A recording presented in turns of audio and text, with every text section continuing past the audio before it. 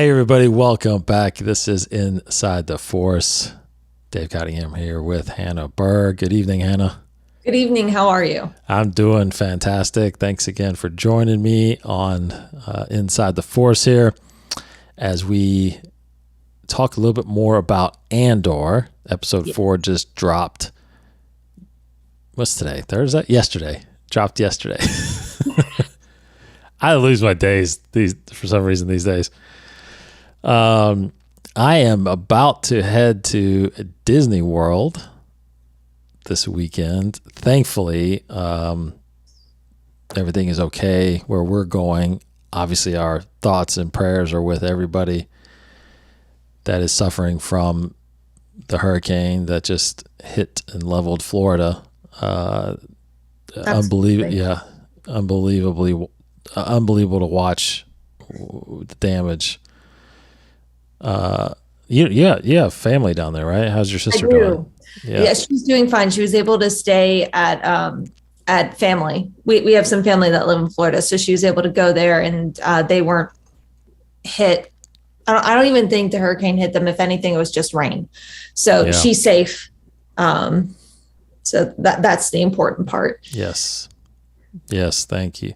Thanks for that. And the West Coast, obviously the Fort Myers and Sarasota area just got pretty leveled.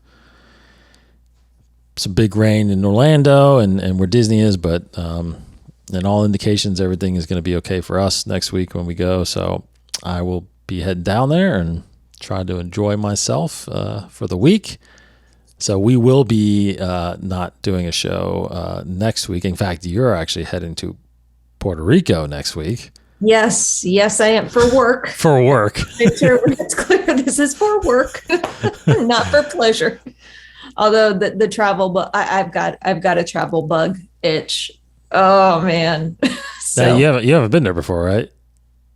I don't think I have ever been to Puerto Rico before. Yeah, I haven't. I would have probably went with you if I had not been on vacation. So we will be out of pocket next week. So we will have a Beyond the Saga for you guys next week while we're out. But we'll be back the following week to probably talk about the next two episodes of Andor. But we'll get into episode 4 here in a second. So on top of, we're kind of thinking about everybody that's affected by the hurricane, we do want to say, again, thanks to all our patrons as well that support the show. If you want to get involved in helping and supporting Inside the Force, go to patreon.com/Inside the Force. Like I keep mentioning, there are some changes. I actually have pretty much figured out what I want to do as far as Patreon goes. So in a couple of weeks when we come back, all those things will take into effect. So stand by for that. In a couple of weeks, things will be changed. I'll probably get a hold of you patrons first and let you know, but then everybody outside of that will have some different tiers to look at when they go. Okay. Just the only news I was going to mention was StarWars.com for Obi-Wan, or actually for all the shows previously, Mandalorian, even Bad Batch, Book of Boba Fett, as the episodes have been released, the following week, StarWars.com usually updates their data bank with entries, right? Characters, locations, creatures, things like that. It was weird because Obi-Wan, they didn't do it. Oh, they didn't? They didn't. Not after each episode. They waited till the series was over, and then they flooded it. So I don't know if they were trying to keep things back, and it seems like they were kind of keeping things and wanted to put it out at the end. But StarWars.com has gone back to the previous method, which is they are releasing episode guides and databank entries for Andor. So you can go to StarWars.com, get on the databank and see some new entries there. They've got some new entries of Andor and the planets that we were introduced to, Ferrix and what's the one that he's from? Oh shoot! I already lost it. Oh no. but anyway, there's definitely entries of that, which I will say this, Hannah. Actually, I'll look it up real fast. I've got it open. Okay. But because I was talking about this with Martin on the Mandalore podcast about this. So the planet that he is from, which I'm getting there. Hold on one sec, because they've got a big data bank now. They've added people from this past episode. The characters that we're introduced to in this episode, they're on here now. Mothma's husband's on here, which I want to get to.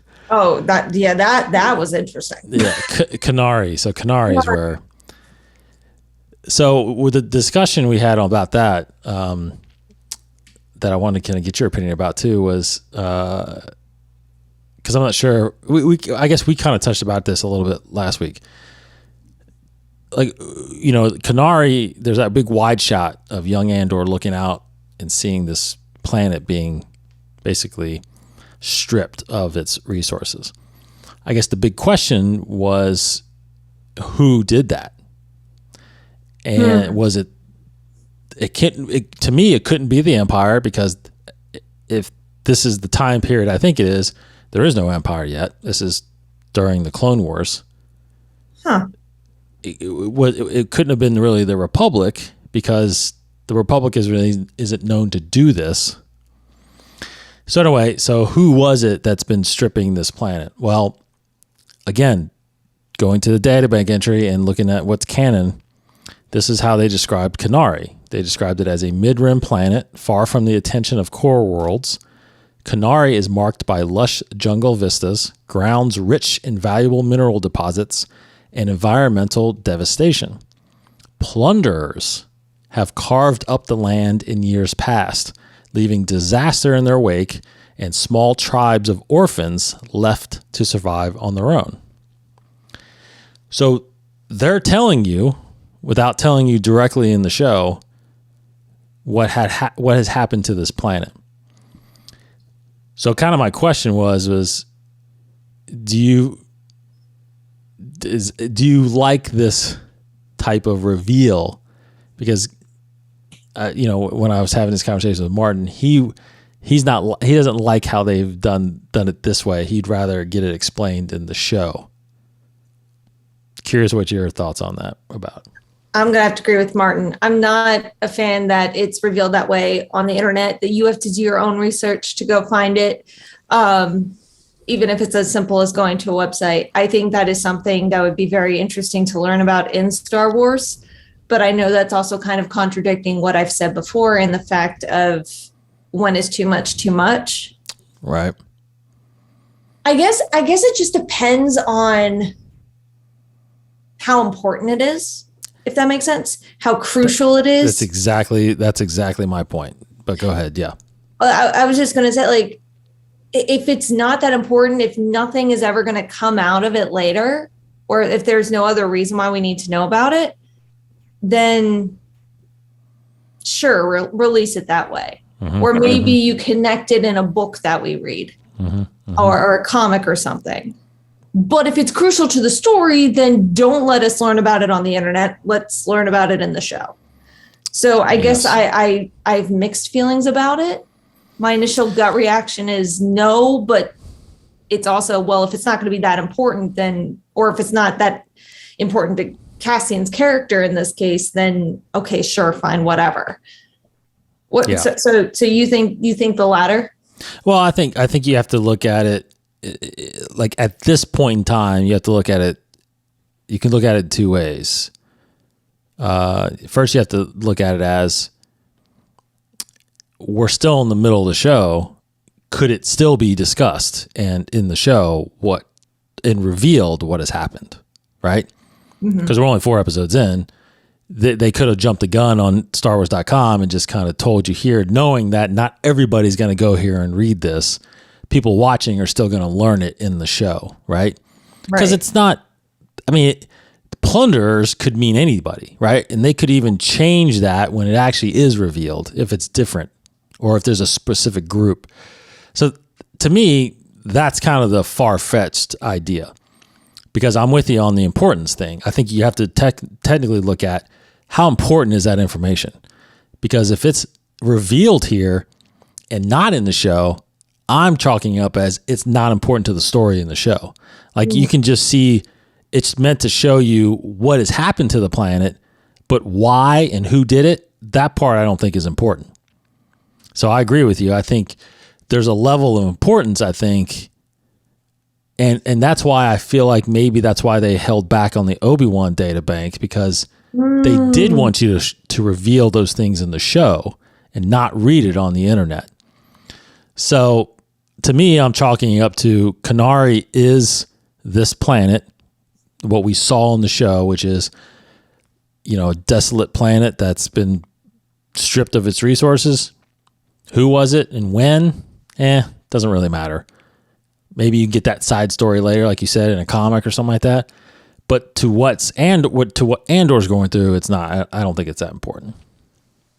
So it's good to go here and again, kind of look, kind of get short. I mean, and their databank entries aren't like paragraphs; they're really one paragraph entries into, and for example, I'll click on one. So like Cinta, the girl that treats his arm, like she's in the databank already. It says, deceptively young and small in stature, Cinta Kaz is a cold, steely rebel warrior who effectively uses the overconfidence of her enemies to formulate her attacks. Easily overlooked, Cinta puts the cause first, sneaking into position, aiming to inflict maximum damage to the Empire. So technically, that's a lot of description for someone we haven't actually seen really fight the Empire yet, right? Which is going to happen, obviously, in the next couple episodes, probably. Could you argue, though, that that's a bit of a spoiler? I don't think. I mean, to me, it's pretty vague. I mean, I think you can almost describe that as almost any rebel warrior that's fighting the Empire. I mean, uses her overconfidence of her enemies to formulate her attacks. Now, what does that mean? I don't know what that necessarily means. But I mean, I think, I think it's pretty vague. But again, when we see the next couple episodes, could we look back on this and say, oh, well, that's kind of told us what was going to happen? I don't know. Yeah, that'll be interesting for us to just kind of keep in the back of our minds as we continue moving forward in this series.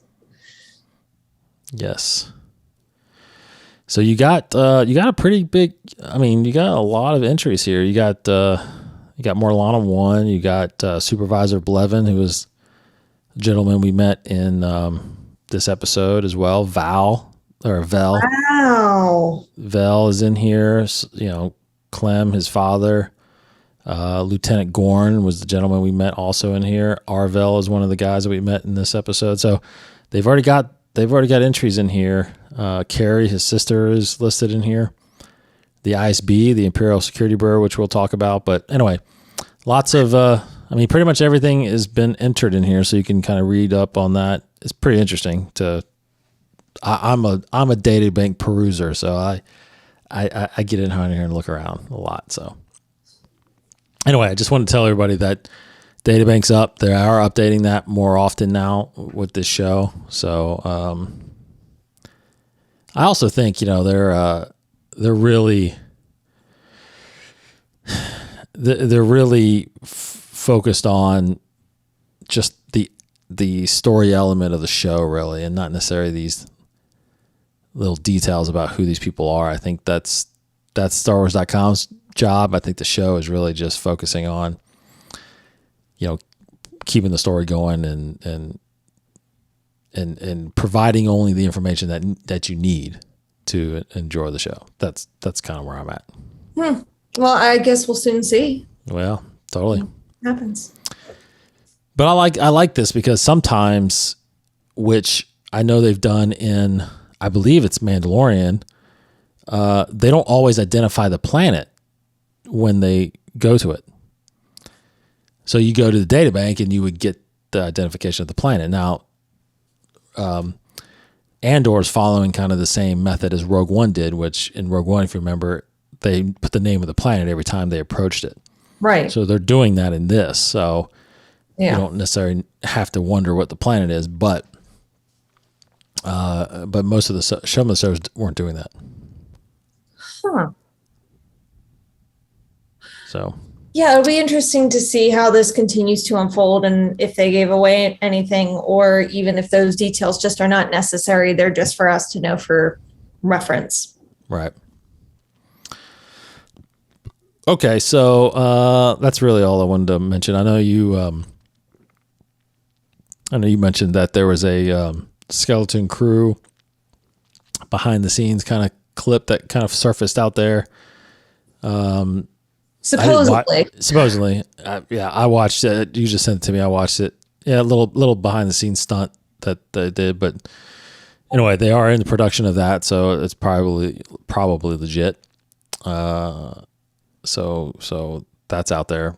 So obviously that's getting shot. Andor again is starting to shoot season 2 next month, or we're not in October yet. It starts in November, which is next month, but October is like in 2 days. If it's either that clip is either a leaked bit of the skeleton crew and like nothing's given away, or Right. it's a bunch of fans who are just diehard Star Wars fans that are making a legit Star Wars fan movie. And That's the only other option. That could be possible too. You never know. It could be possible.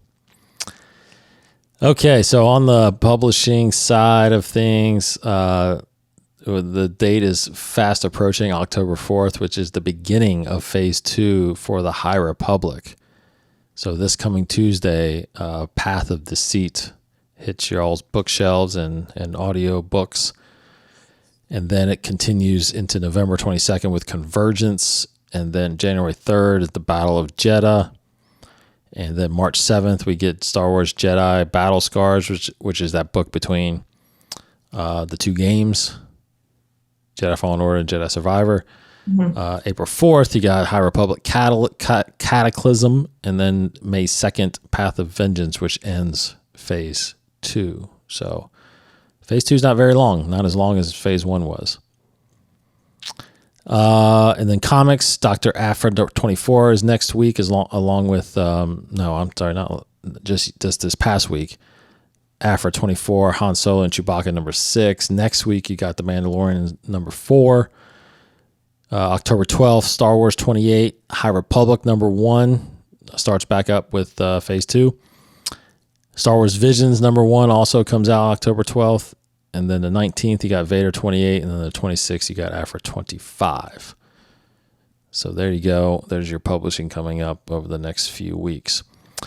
Okay, let's talk about episode 4 of Andor. And, when we were talking last week, episodes 1, 2, and 3 weren't named. They are named now. And then now episode 4 has a name on its release, and it's called Aldhani, which is the system that will be on for the next couple episodes, I believe. Probably next 2 episodes for 3 episodes. Anyway, all right, Hannah, let's deep dive into this a little bit. Overall, what was your impression of this? It's a pretty long episode, about 50 minutes long. What was your thoughts? It was a long episode. I didn't enjoy it as much as the 3 previous episodes, but I think one thing I truly did appreciate about it is that we're jumping back into the politics and the situation of what's going on with the rebels trying to be discreet and trying to get money from certain politicians and certain people of power who are willing to help them out and fund this cause. I think if the prequels treated politics like this episode treated politics, I think people would feel better about political sections of Star Wars. And, my husband, he made a very good point when I was talking to him about this. He said that the reason why the prequels are so great is because the Star Wars universe expanded. We were not only involved in battle, but we saw the politics side of it. We went to a lot of different planets. Like, it just expanded the entire universe. So it's great that we're seeing that in Andor. Mon Mothma. We got to see her. That was great. And we're starting to understand potentially why Cassian is willing to take risks against all odds. And that's all I'll say without spoiling it. Or at least what it initially inspires him to start seeing that way. Yeah. I think those are all the major points, at least, that I noticed or really thought about while watching. What about you?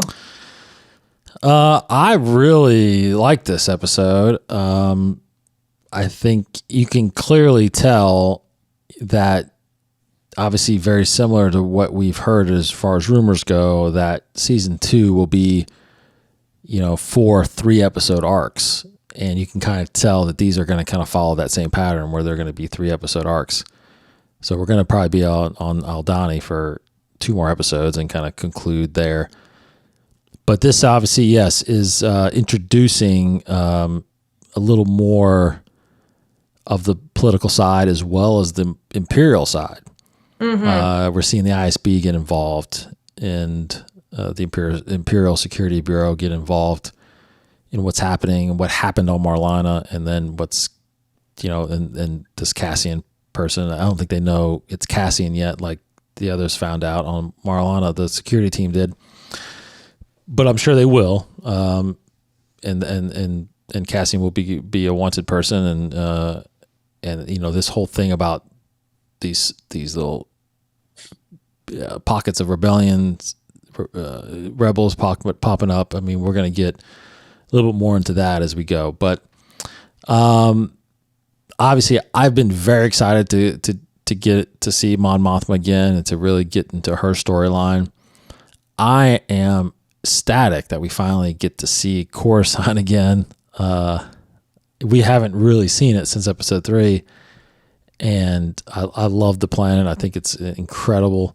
It's just how vast it is. It's amazing. I mean, we've seen it, Clone Wars and stuff like that, but live action is just nothing like it. It's gorgeous, and they made it look really, really good. We haven't seen it in this time period, right? We haven't seen it between the prequels and the sequels, or up the prequels and the originals. I think, what I think really sold it for me, because as far as this episode goes, was really the music. The music in some of these scenes, the tension that it kind of created, especially with Mothma and her scenes. Man, you can, and I'm telling you, I think the cast is hands down the best cast that we've seen. I mean, with Genevieve and with Stellan, of course, Diego Luna is as good as it gets. I mean, these, and the people that we met in this new kind of rebel Roussel, every one of those guys were very convincing. I mean, they were really good. Seriously. Yeah. So, I mean, it's top notch, man. I mean, it's really good. So it really kind of drew me in. Obviously this, the security guy from the first 3 episodes, what's his name? Cyril Karn. Mm-hmm. Obviously he's on Coruscant now, so it's like something's going to happen with him. He's not fully done yet. And he's a guy that, you just don't like in a way, right? Well, you actually like him, I think. I'm sympathetic towards him. I'm not necessarily rooting for him. I just understand where he comes from. I know. Okay, so it looks like we're, so a few questions I want to run down. So it looks like we're, again, going to be on Aldhani here. Pretty interesting that, Cassian meets Luthen and is immediately thrust into running from his mistakes. And he's not even sure he's really going to join him. Obviously, they have this great conversation at the beginning of this episode. But he does agree to help. They go to Aldhani, and he is immediately thrown into the fight. Like, he's part of the rebellion right now, almost, even though it's not a full like rebel alliance yet, but he is a rebel. So the plan apparently is, at least what Luthen is saying, he wants to steal, what was it, like the complete payroll of that sector? For the quarter. Yeah. So I don't know. I've been trying to kind of think of like why would they want that information? Well, they would need payroll. So they would, okay. So there are a couple of things here. I think they would need payroll because they are low on funds. They need more money to help fund these different pockets of rebellion. I think two, you need that information because they're trying to figure out who's a spy and who's not. Who can they trust and who can they not? Yes. So he says they're the quarterly payroll of an entire Imperial sector. So yeah. So you're thinking they want to find out. Luthen wants to know who the Empire is paying, so to know whether or not they can trust him or not. Okay, that's pretty good. I like that. And then also that makes just sense. And then just the simple fact that they need money. So yeah.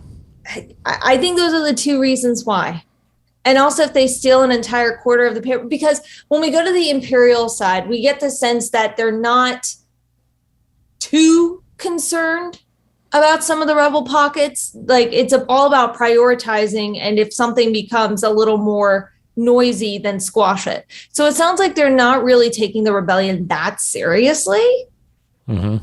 Because it doesn't seem organized. So maybe the other thing is if we're able to do this monumental movement, maybe they'll actually take us seriously and know that we're not backing down. So it could be meant as a statement as well. Yeah. Wait a minute. So back up. So when you say, okay, so like I'm looking at the line, I'm looking at the subtitle, and he says the quarterly payroll of an entire Imperial sector. So when I read that, so are you saying that their plan is to actually steal the actual funds of the payroll? I think that's part of it. Because to me, actually my mind never went there. My mind just went that they're trying to get the list of all the people that are paid. Oh. But that actually makes more sense that to actually steal the actual funds, because I kind of questioned why they were going to hijack this ship, like what's on the ship. And that, I guess that could be it. It could be the funds. But part of me was always, when I think of something like that, I'm thinking, well, technically, I guess when they pay credits out, it's like us, it's just direct deposit in your bank. That's true. There's not physical credits unless it's backed by physical credits that are maybe on the ship, I guess. I don't know. I didn't go there, but that makes more sense to me. Well, in reading all the books and comics, Dave, I don't ever remember reading anything about their banking system and exactly what the process is for getting paid. Right. There is a banking clan, but I've never heard of how it's done either. And it seems like everybody does have credits on them a lot. I mean, they have physical, like money on them. But, I never heard of a credit card in Star Wars. What about a credit chit? Aren't there chits, or am I imagining that, or is that no longer canon? I don't know. It might not be canon. I don't know. Okay, well then, there's obviously different form of credits, because you can see like when in Solo, when they're playing Sabacc, there's all kinds of different currencies. But it's all physical. I feel like it's all physical. I don't know if there's like a digital swiper thing that I don't know. That'd be interesting to see if they had that in the data bank. But that would. So I'm kind of mixed about that. I don't know if it's a physical form that they're trying to, like a database that they're trying to. Because my thought was the same kind of thing. Was they want to know who the Empire is paying, in case there's like spies out there. Because obviously he's very paranoid about who's with the Empire, who's a rebel sympathizer. Well, Mana is paranoid too. Absolutely. She's like, I got a new driver. I know.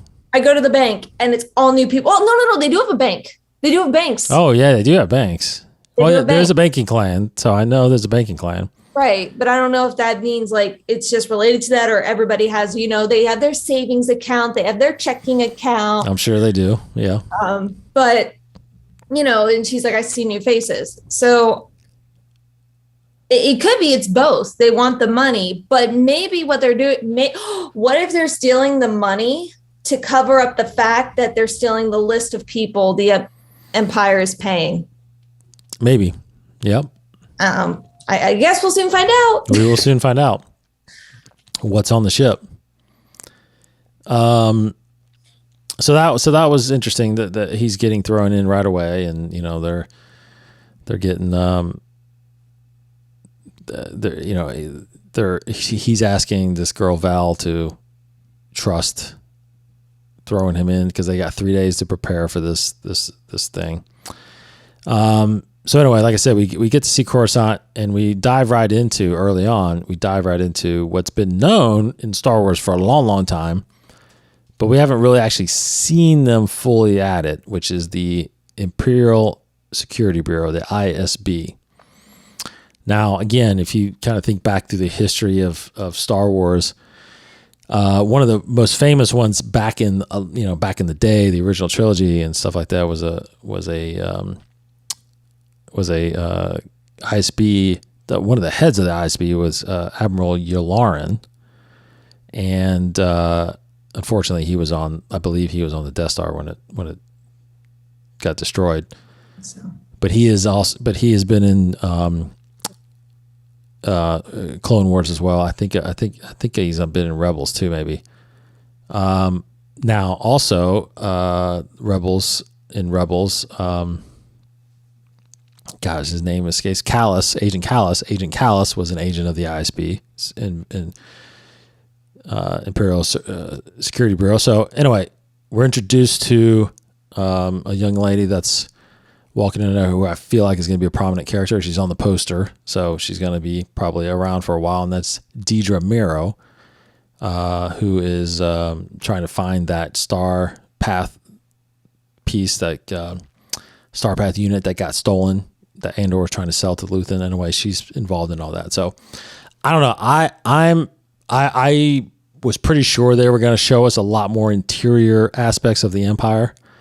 I'm glad they are. I think this is, I think a lot of people have been wondering how this works now with the Empire. Again, we've seen it as it relates, like you said, as it relates to the rebellion in the original trilogy, like the admirals and the captains, all the stuff that are in charge of the Navy and the fighting side. But we haven't seen this side really, where it's like basically the office people, the desk people, the people that push the papers, right? And the people that investigate what's happening. The guy, the head of it, what's his name? Major Partagas. He, again, brilliant actor. I mean, he was awesome. Never took a breath. Just told it how it was, and that was it. And I loved how he did that. But he described it really well, what the ISB does, and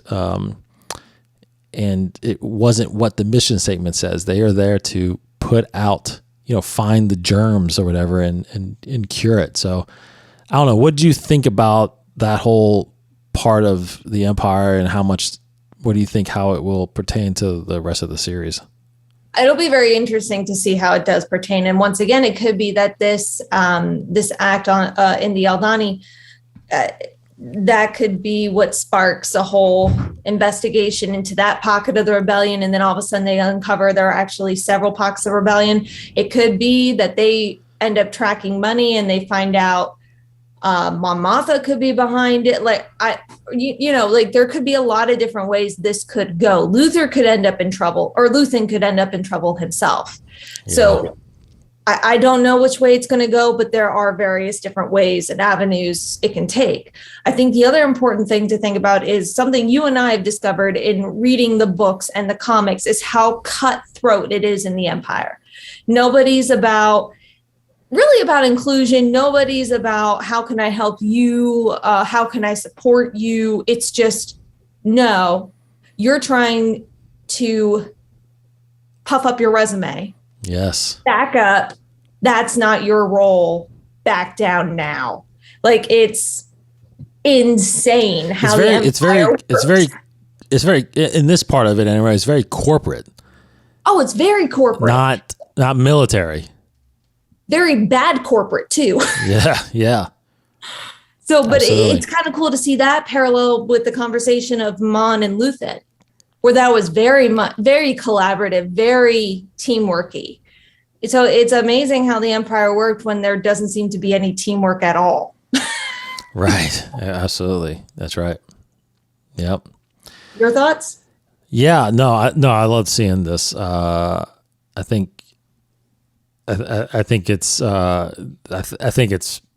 inevitable that we were going to see something like this because, with the growing aspect of the rebellion and the growing aspect of the political side of the rebellion that we're going to see with Mothma, it just made sense that she was going to be involved on Coruscant and, the Empire's headquartered there. I mean, it's got to be involved somehow. And, at this point in time, I think we've kind of learned from the books and comics too that, even though Palpatine's the Emperor, like he's not out in the public with his face all the time. Like he's really kind of sitting back and letting these systems like the ISB and the Imperial Navy and guys like got all the Moffs like Tarkin, and the governors that are in charge of their sectors, like they're running the Empire.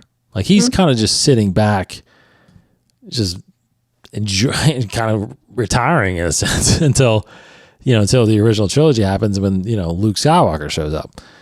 But at this point, they're kind of cruising, I feel like, and these people like the ISB, and you can tell in that conversation with the whole team there, he's telling everybody, like, I hear you that there's incidences going on, but you got to be more specific. Like you got to really come with evidence that this is going to be a problem for us, because it doesn't seem like it's a problem right now. Like it's really tiny. It's not until they actually come together where it actually starts becoming a problem. And by that point, it's too late. So I thought that's interesting. I think it's going to be interesting to see how they, how they do feel, what they do feel like the rebellion is doing, if there actually is really a rebellion. Right. So again, Mothma, we get introduced to her, and we get introduced to her I'll get to her husband here in a second.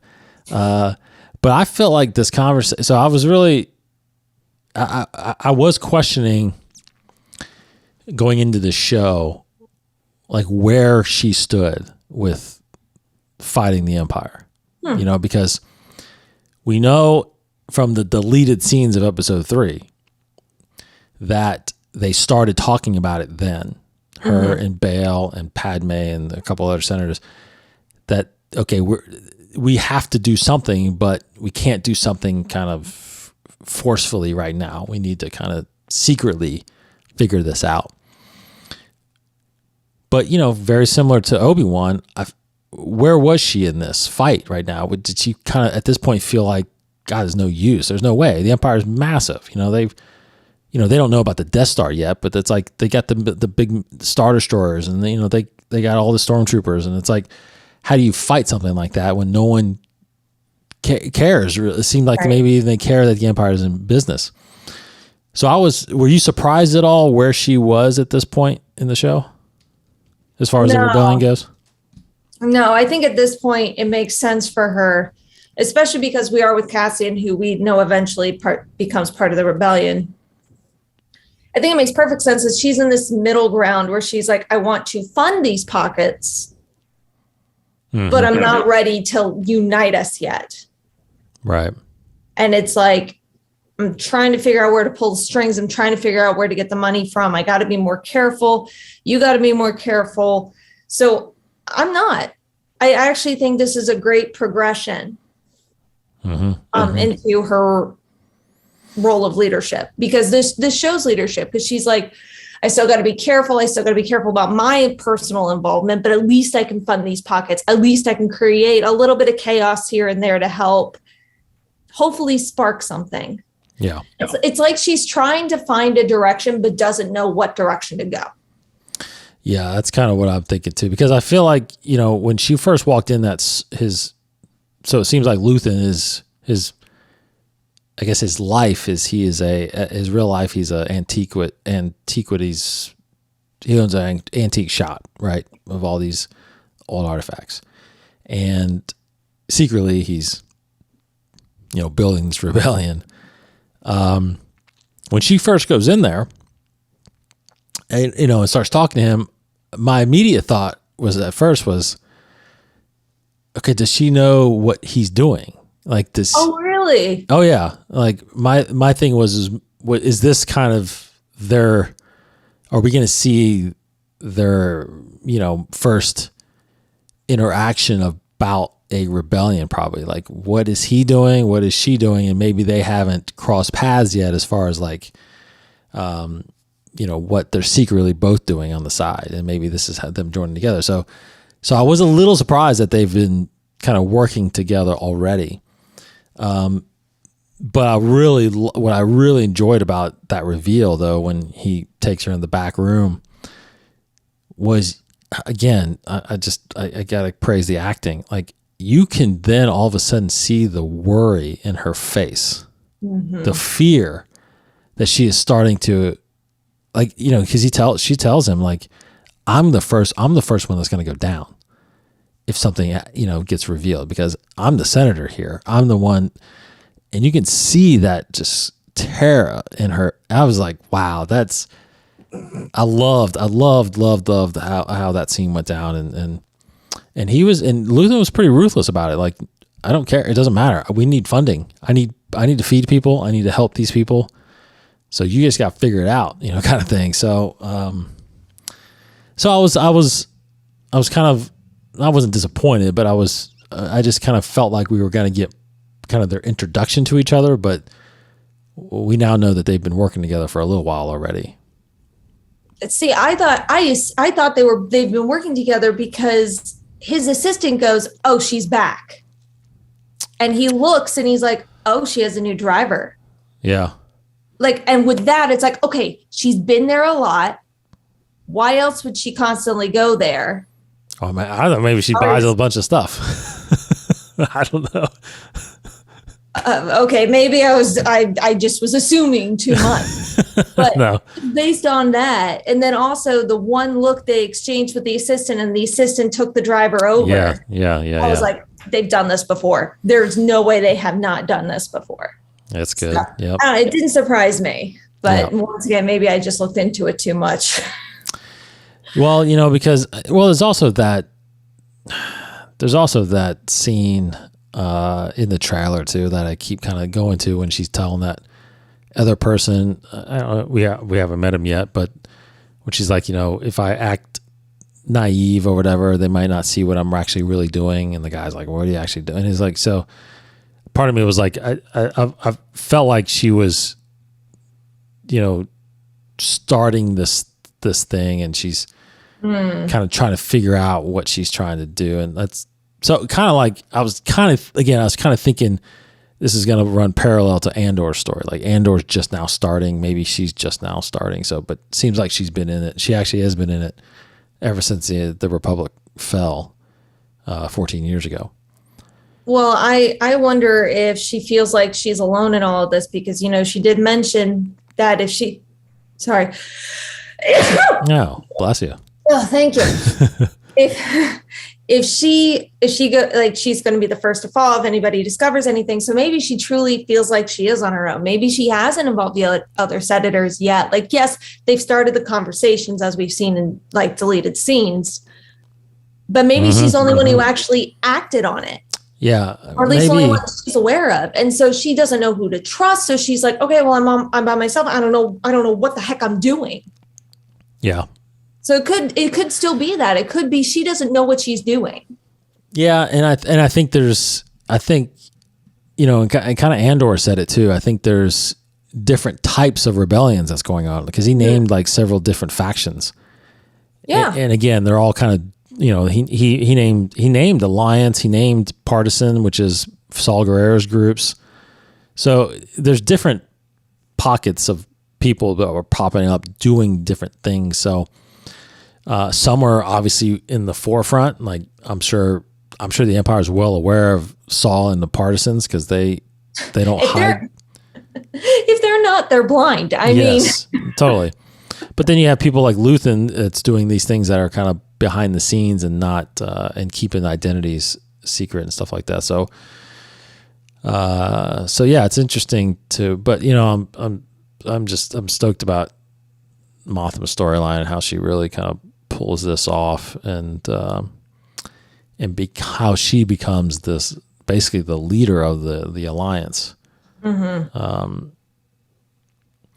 So anyway, those are kind of the main points I really wanted to kind of talk about. I mean, this episode was really truly a setup to what we're going to get, which is this mission.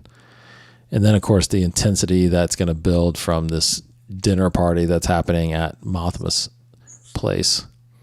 Her husband, what do you think about him? What an idiot. Yeah. What a selfish jerk. Like, I kind of was like, no. You married that guy? That was my exact reaction. I'm like, what? Yeah. What, him? Yeah. Like, he turns around and he does that. Like, it's so manipulative, but it makes me wonder if was she married in Revenge of the Sith? I don't know. I never knew she was married until just this episode. Well, it sounds like he is very much on the side of the Imperials. Yes. Oh yeah. He obviously doesn't know what she's doing. He doesn't. What if she married him just so she could try to get an inside look into what the Imperials were doing? Yeah, that's crazy but she's not manipulative like that. Like, but that's crazy to think that she is keeping this from him, You would, yeah. Like I'm so confused why and I hope we get that answer. But I'm so confused as to why she's with him. Right, I was too a little bit. Like, I was thinking there's no way she would be married because again, she's secretly trying to overthrow the government in a sense. Or if she was married, it was to someone who was helping her with it. Exactly. So obviously it doesn't seem like this guy is that. So I don't know. That's it. It'll be interesting to find out. But yeah. And it's not like he's even trying to help put on a good face for her. In that conversation, he explicitly states what he's for. And she explicitly states, "Are you kidding me? I'm voting for the opposite." That's right. They're stopping me. These people are stopping me. Yeah. And he's like, "But they're my friends." It's like, yeah. Yeah. No. Honey, no. He needs to go. He needs to go. Yeah, something bad's probably going to happen to him. Is it bad that I'm kind of hoping something bad happens? No, not at all. Not at all.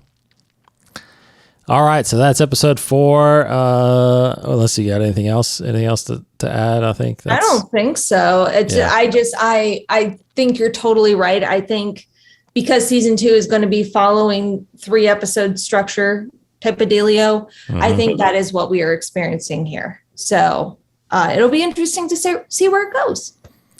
Yeah, and and I don't know if you know, but the that last trailer we got that came out of D23, I think it shows kind of what they're talking about with the sky. So I was kind of bummed that they kind of already shown that, but Well, I don't know. It could be different. It could be different. I mean, obviously there's a lot more to it, I'm sure. Yeah.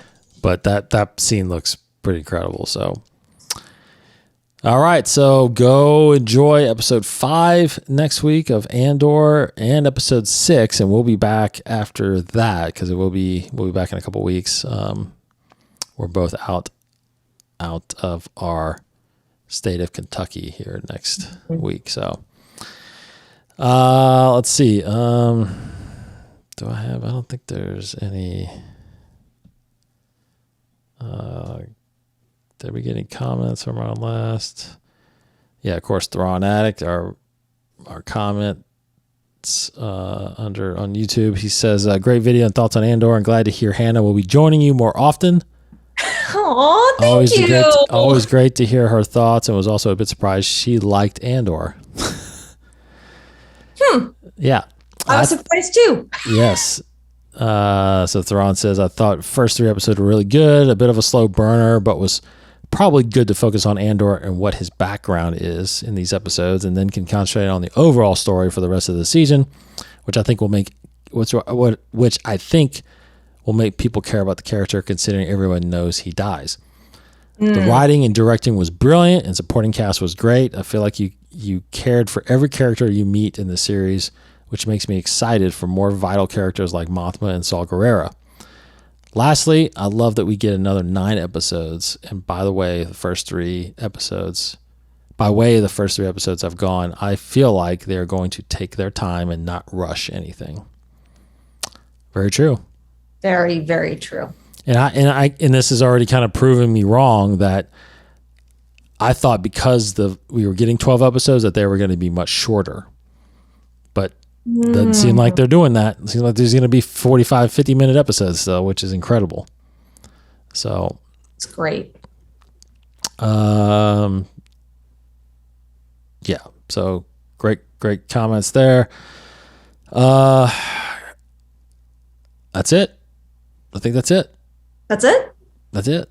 Go check out the Mandalore podcast, where I'm on there deep diving even more into these episodes with Martin Donison. Of course, go to youtube.com/Inside the Force to get more content from our shows. Like I said, there'll be a new Beyond the Saga from me and Hannah next week while we're out, but we'll be back the following week for some more content. And hope everybody, again, everybody in the Florida area, hope everybody's staying safe. And we are praying for your recovery and all that stuff. And the rebuild, I'm sure, is already underway. So, yeah, crazy things happen in this world. And, hopefully if you're devastated or if you were affected by that in any way, hopefully our show could take your mind off a little bit and enjoy Star Wars with us a little bit. So by no means do we take that lightly. Yeah, we're fortunate where we're at. We don't experience things like that. So can't imagine what some people are going through right now. Absolutely. All right. Take care, everybody. Again, see you next week. Thank you so much, Hannah, for joining me. Thank you, Dave. Thank you. Absolutely. Take care, everybody. Go enjoy Andor. May the Force be with you.